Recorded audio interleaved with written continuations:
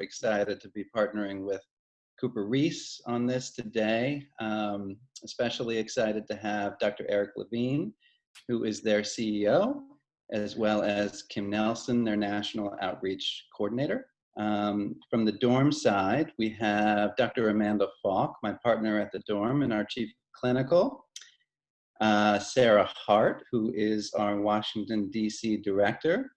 Of course, Tracy Ashworth, who is our National Outreach Manager, and Meredith Williams, who is keeping us organized and this presentation going. Couple of housekeeping things before we launch into our presentation. We'll probably be presenting for about 35 to 40 minutes, followed by questions. So please go ahead and use the chat box during the presentation if you have any questions. We are going to go ahead and mute everybody during the presentation part. And we will be following up with all of the slides. So in the next 24 hours, please expect an email with the slides. So Meredith, with that, if I can ask you to cue things up. And I'm going to turn it over to Sarah Harte to get us started. Thanks, John, and thank you to everyone for joining us. I've so appreciated the time that people have spent to join us with these webinars, and I look forward to them every week, so that in particular the questions and the discussion that comes afterwards. So I'm really looking forward to having an opportunity for us to talk after the presentation, and I'm looking forward to hearing from the folks at Cooper Riis and everybody else. So, you know, as we know, this pandemic has affected millions of people around the world, and that includes 14 million college students in the United States. And we're seeing, I'm sure you all are seeing, I've seen a lot of media coverage and a lot of stories around what this actually means for college students. And so we're going to spend some time today talking about, you know, what are some of the challenges that students are facing. Classes have continued more or less online, although I've heard lots of students tell me that their professors really struggled with the transition to online as well. So maybe they canceled a lot of classes or reduced some of the expectations. But, you know, classes are just part of the story. There are so many other resources and experiences that happen in the physical location of the campus that is really a loss that students are having. There's no longer campus jobs for work-study positions. There's not housing. Everybody needed to move home or off campus in some kind of way. Their social connections and networks have been interrupted, and it was really abrupt. A lot of times over spring break, thinking back to March, which feels like a long time ago now, but you know, a lot of students went off to go home for spring break or on a trip and never came back to their campus, literally had the school pack up their bags. And so we know that a lot of students are struggling academically, financially, emotionally, and socially right now. So we're going to go through some of the challenges that people are experiencing, and hopefully by the end of this conversation, really think about some solutions that we can help solve the problem together or support the students that we're working with. So we know that with this abrupt change, there's a high mental and emotional toll that students are taking. You know, this is a lot of uncertainty. Most students, as it stands now, don't know what their fall will bring. They feel unsettled, anxious, confused, and really feel like they're kind of at the mercy of the university or other folks to make decisions about what their life is going to look like, which makes them feel really powerless. And, you know, these losses are compounding. We've got a few clients here at the dorm DC who are seniors, and we've had a little bit of a virtual celebration around their graduation this week, but the loss of the graduation ceremony here in DC, GW in particular has their graduation ceremony on the National Mall, and I know that so many students start their time at GW looking forward to that particular day, and this year it's not happening. They're also losing the opportunity to enter into a job market that they imagined very differently in the fall and last year than it is right now. And this is creating a lot of grief in people. And, you know, I've talked with some folks about how we're all going through some stages of grief and bargaining and trying to navigate, feeling angry, trying to get into a place of acceptance. But it's also a trauma trigger for people who have experienced trauma previously. We know that this is a really extra scary time and can be really disturbing when it comes to an invisible enemy and powerlessness around how to protect themselves, how to keep themselves safe. In addition to the social and emotional, there's also really practical, academic, financial, and other kinds of challenges. Students face food insecurity and really rely a lot on their universities to help them get that meal, 1 or 2 meals a day, if not 3.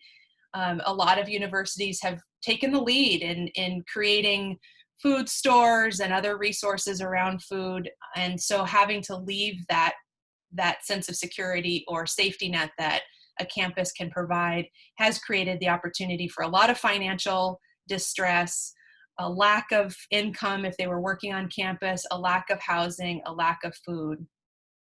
I think we all take for granted, or most of us take for granted, that it's, you know, we can just turn on our computers and log into a class, and that's just not the case. There are a couple of different stressors that students face. One is that they might not have the technological resources. Thinking about people who live across the country, maybe they come to an urban place like DC or New York or any college campus across the country, but go home to a place where the Wi-Fi is not reliable, or their family doesn't have multiple computers that everybody can be on Zoom at once, or the bandwidth that's working with. They also might not have the living situations or the space that is conducive to studying. With all siblings coming home from different college campuses, or everybody being home at once, you know, parents aren't necessarily going out of the house to work. So everybody being home in small, potentially cramped quarters makes it really hard to focus on studying. I like to picture a college library, and, you know, they have like little divided cubicles that people can really lock in and focus on what it is that they're working on. It's quiet, and that might be the opposite of what it's like to be at home with their families right now.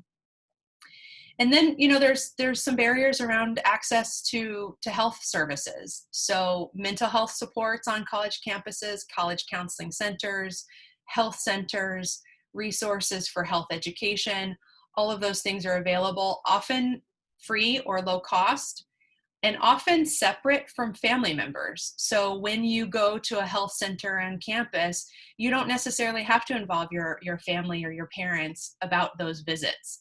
And so I know that a lot of college students that I've worked with over the years have really found freedom in being able to access the care, medical and mental health care that they need on campus, because they didn't have to necessarily ask for permission or ask for a ride or even use their health insurance in some cases. Being home means that they're with family or whoever they live with. And we hope that everybody has a loving and supportive family, but we know that that's not the case. So some students really are returning home to unsafe or unwelcome environments. That might be particularly problematic for folks who identify in the LGBTQ spectrum, to whether or not their family is affirming of their sexual identity or gender identity, or other kinds of identities that people hold that they've really been able to connect with in their autonomy that they find on college campuses. And going home puts them in some ways back in a developmental phase, but also an emotional environment that might not be healthy or supportive to them. The social loss is also not only just the trouble with some things that happen with families, but also the social loss is huge. You know, people talk about college as the best 4 years of our life, and I don't actually think that that's very true very often, but I think when people say that, they often mean the friends that they made on college campuses, that the social experiences that they had of living with roommates, of being on campus, of just running into somebody as you walk across the quad. And so that physical presence and the opportunity for social networks is lost. That includes things like clubs or activities, sports teams, that are really, really important, another family for the students. And of course, connecting with people face to face is a really important part of their social interaction. So not only do they not have the opportunity to be in a place with their friends, but being home, sure, they can have Zoom kind of connections or meetings, they can text and have phone calls and that sort of stuff, but there really is no replacement for that in-person contact. That's a real loss for a lot of our young adults, as it is for us. So we've spent some time talking about what about this at the dorm? What does this mean for the services that we can provide? How can we be of support to university students, knowing that this transition is happening out of our control? Is there anything that we can do to be of more robust support to the university students that we're working with or other college students around the country? And so I'm really excited to share with you about the therapeutic gap year program that we're starting here at the dorm now. We're going to be able to welcome students to the dorm DC either virtually and with some in-person availability in DC soon, hopefully. But we're really recognizing that as students mourn the loss or the delay of their traditional college experience, they might be looking for an alternative pathway. We also know, and this is a study that's previous to the coronavirus pandemic, and I'm curious to see how this is going to play out with the impact of students over the next 6 months or so. But up to 60% of students in their first year of college said in a survey just recently that they wish that they'd had more emotional preparation before embarking on their college journey. They say things like, I felt fairly prepared by my high school or my classes. I kind of knew what the college academic experience was like, but I had no idea how hard it was going to be to cope emotionally or socially. So we're really starting to think about putting together a programming that can start to meet that need, to say, a therapeutic gap year is designed to help students not only be ready academically, but also be really ready emotionally and socially for school. In particular, kind of the complexity of a collegiate campus or collegiate environment. Managing a roommate relationship is very different than managing friendships in high school or relationships with siblings. Managing the power differential between a faculty member and a student and how to self-advocate with a faculty member or with a dean or somebody in the campus environment. Those skills are really, really important to be able to be successful. So we've designed a program to meet some of those needs for those clients, potentially choosing an alternative pathway, whether that be for a whole year or a semester or even the summer. We'll be really focusing on supporting them emotionally, socially, with some really important academic support and a lot of personal development. What we also know is that a lot of people think about, when there's a complication like the changing landscape with academics or with universities right now, people do think about gap years. And I've known a lot of students who have told parents, you know what, I think I want to take a gap year.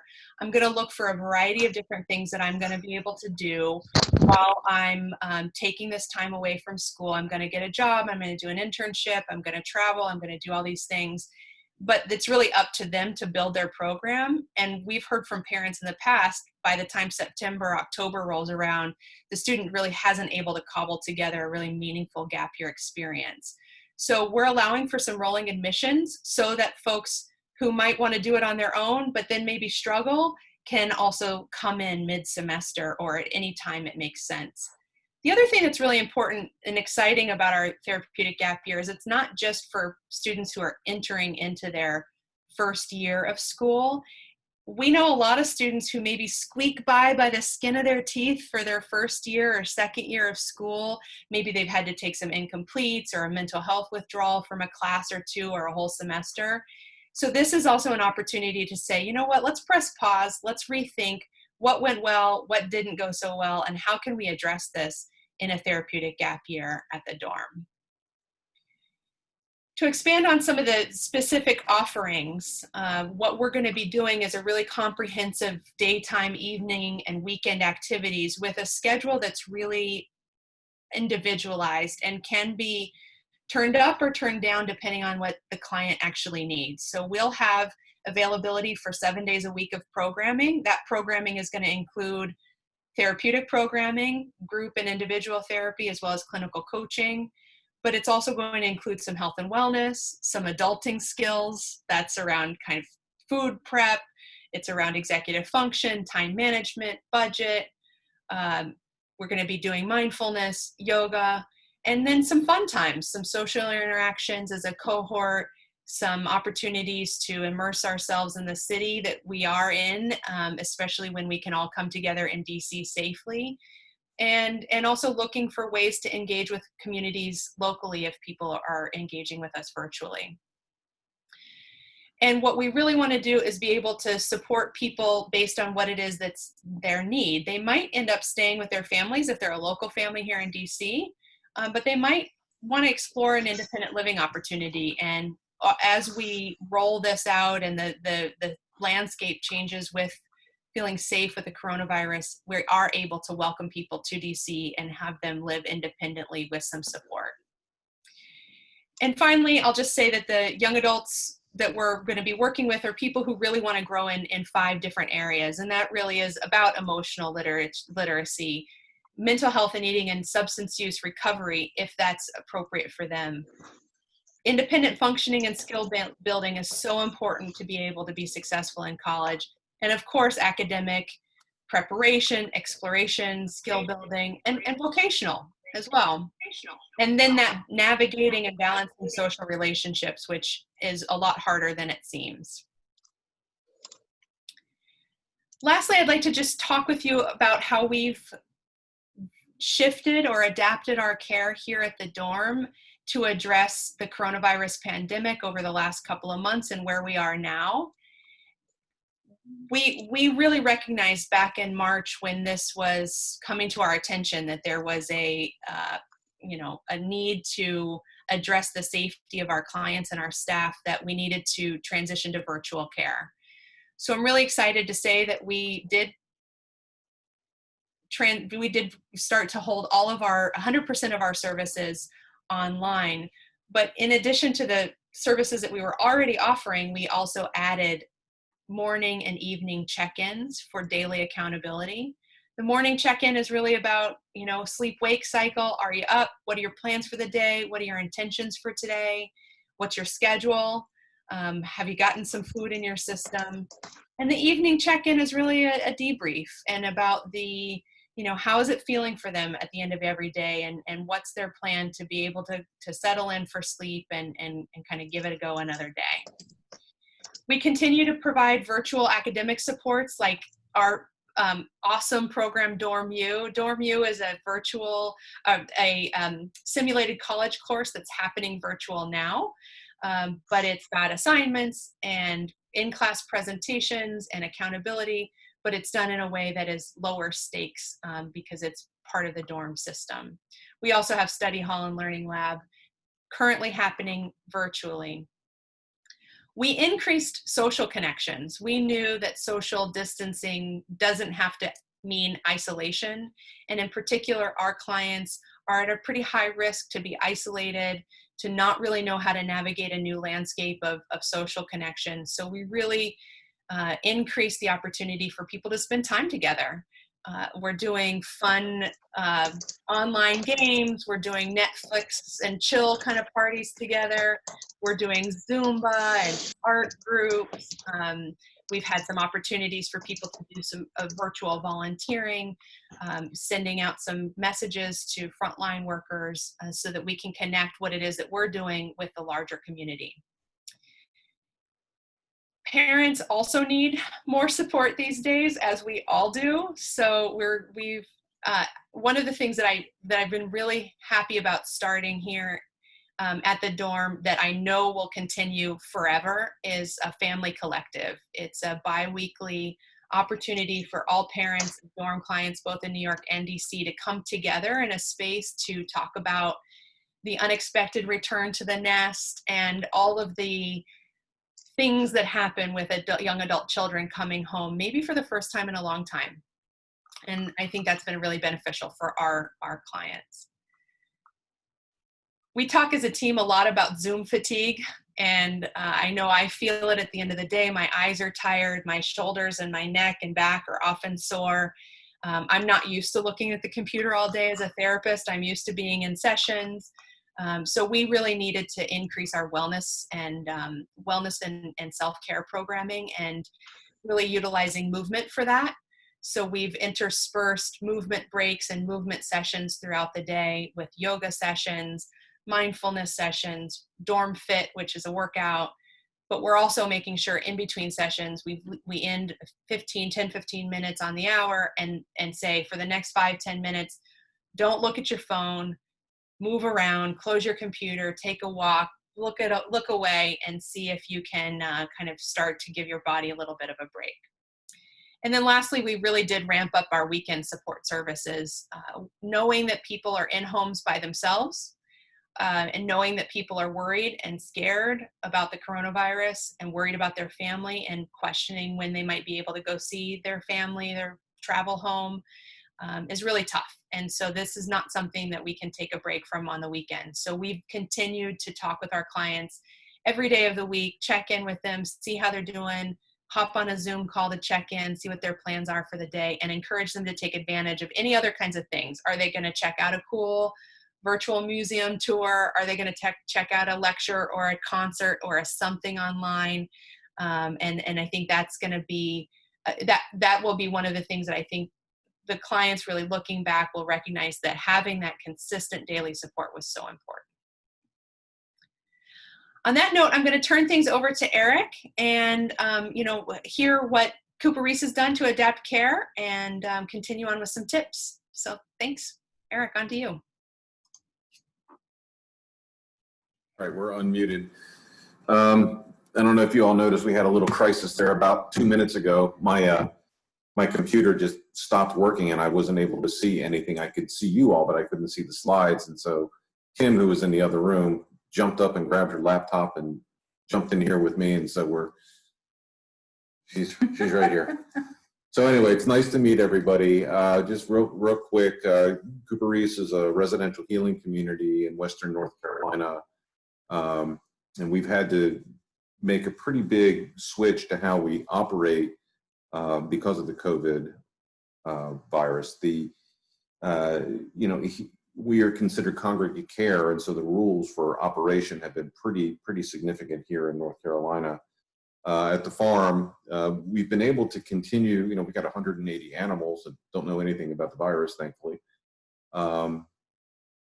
What we have found at all of our locations, whether it be at the farm, our location in Asheville, or our transitional living houses in Asheville, the key to moving forward has been to try to keep things as predictable and consistent and maintain the programmatic structure as much as possible. Early on, we made the decision, that the basis of any decision making that we were going to make around programming has been education, management, and prevention of the virus. We worry about, surviving financially second, but we knew that in order for us to continue to provide care for our residents, we needed to take care of the health of the community.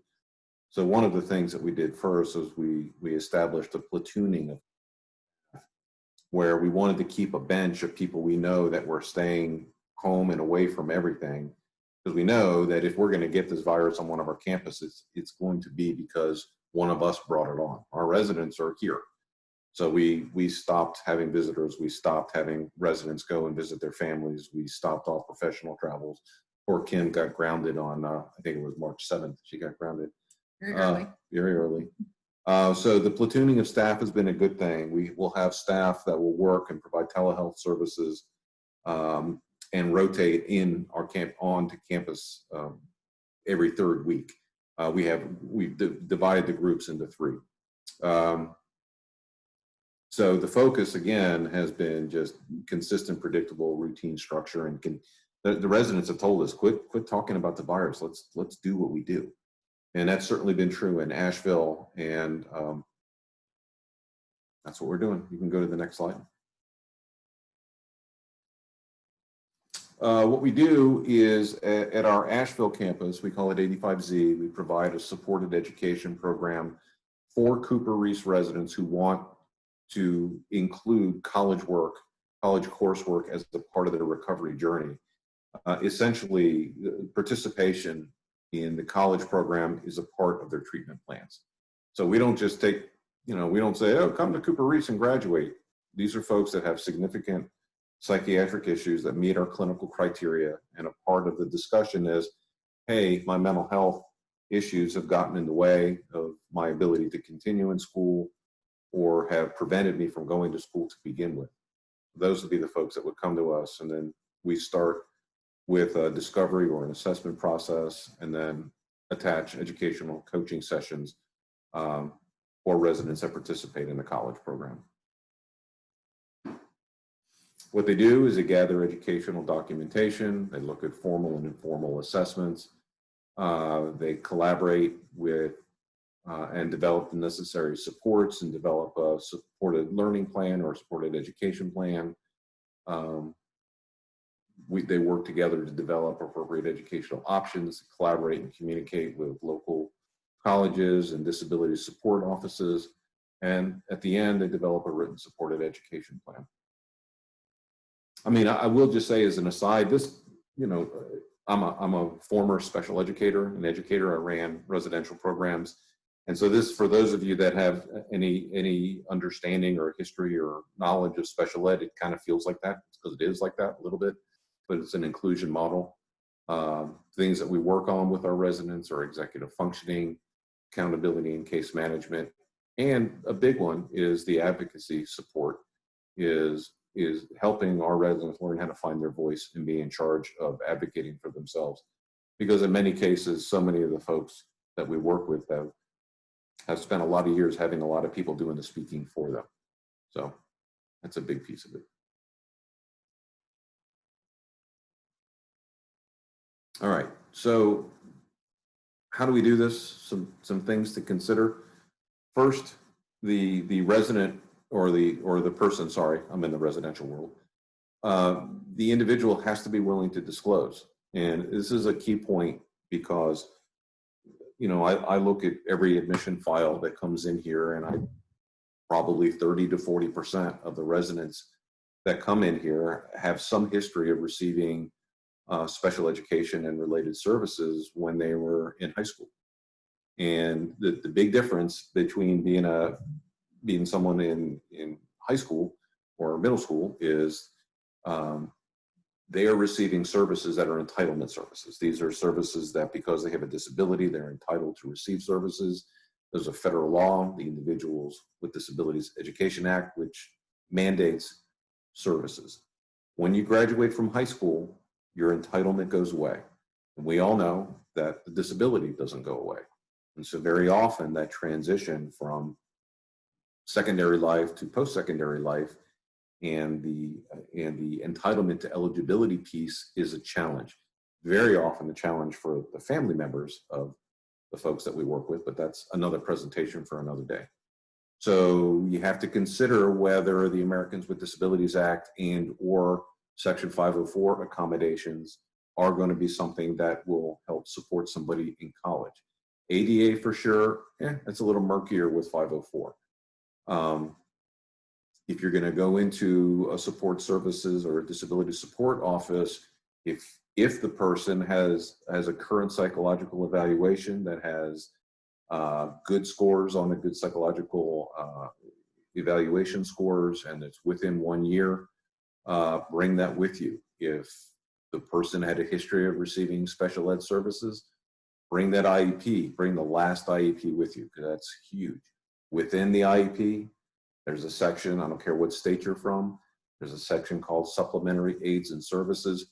Those are the greatest, most excellent classroom accommodations, and that will transition very nicely into a supported ed plan. Again, the student has to be willing to lead the conversation, but informing instructors and advisors of any difficulties is key. Connecting with campus mental health services to see what remote options are available, what telehealth options are available is important. And go in with a requested list of accommodations that will help people engage. And as you're able, it's okay. I remembered it. If you're able to develop a written plan, that's great because it's helpful for the professors as well. Tough. This is something we all talk about, the role of families and limit setting. You know, here at Cooper Riis, we have a mantra, no conversations about you without you. And so letting family members know about what's going on, but finding private and quiet places to work in your home and be alone, and practicing being independent. We talk about boundaries in this industry in every conversation that we have. You know, being willing to talk about what you're willing to talk about with your family and choosing not to engage when they bring up topics that are uncomfortable or triggering. The whole family piece is so challenging. I just got off the phone before the Zoom meeting with a family where we needed to set some limits around how much is appropriate for them to know about their son's treatment.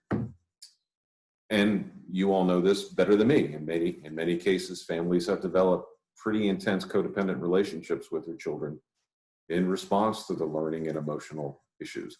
This is an opportunity to begin to develop some independence in this area. Again, this is a huge ongoing issue that we have residents here at Cooper Riis that are 15, 60 years old, whose older parents are still trying to micromanage their treatment. So it's good to start early. We encourage folks to cultivate and prioritize their social connections so that they feel supported and loved and all that good stuff.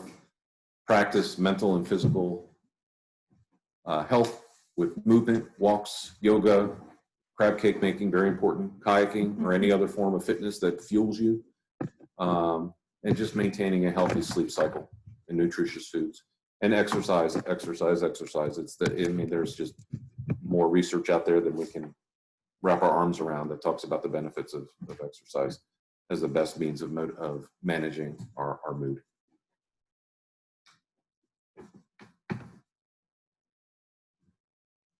And stay present. You know, feelings aren't going to disappear. They're going to come back stronger if we sit on them. You have the right to feel difficult feelings even when others have it worse and bigger problems than a young and healthy college student, but they're your feelings. You know, we talk about first world problems. You know, they're yours, own them, wrap your arms around them, get help. And in the midst of the crisis, it's important to take care of your mental health as much as your physical health. So seek telehealth services. They're more available than ever right now. Kim's trying to plug this in so it doesn't die. It's pretty funny over here. There goes the computer. Okay. Thank you. And the computer is now sliding off the table.